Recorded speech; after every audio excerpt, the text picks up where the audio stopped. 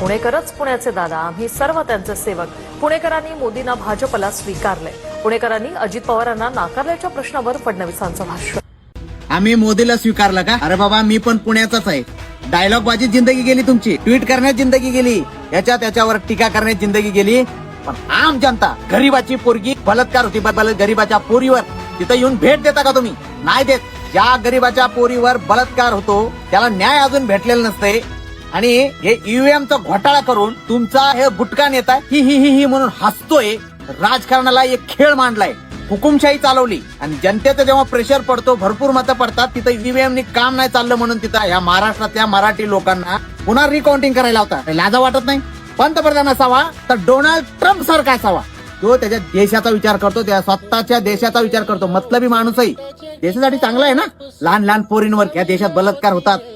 फलटण मध्ये 2 पोलीस एका डॉक्टरचा छळ करतात, तिला मारून टाकतात. त्याच्यावर कोणी भाष्य करत नाही. त्याच्यात तुमच्या नेत्याचा हात आहे. कसं? तुमच्या नेत्याच्या ऑफिस मधून त्याच्या पीएचा फोन गेले होते भरपूर. तीच मुलगी मेली, सुंदर मुलगी. हे सगळं विसरून तुम्हाला स्वीकारू का आम्ही? कसं काय स्वीकारल महाराष्ट्र?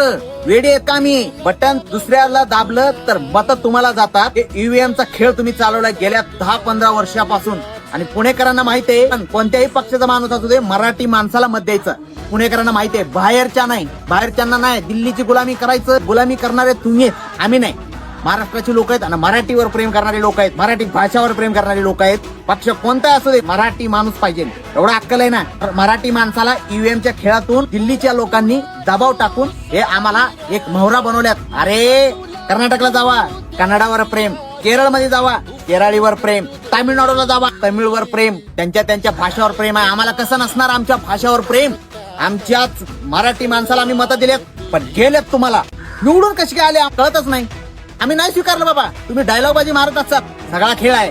भरणार, गाडा भरणार. त्यांनी सगळ्या महाराष्ट्रात जेवढी पण पक्ष आहेत त्या सगळ्या पक्षाच्या नेत्यांनी मिळून अजून एकदा बॅलेट पेपरनी अजून एकदा मतदान झालं पाहिजे. अजून एकदा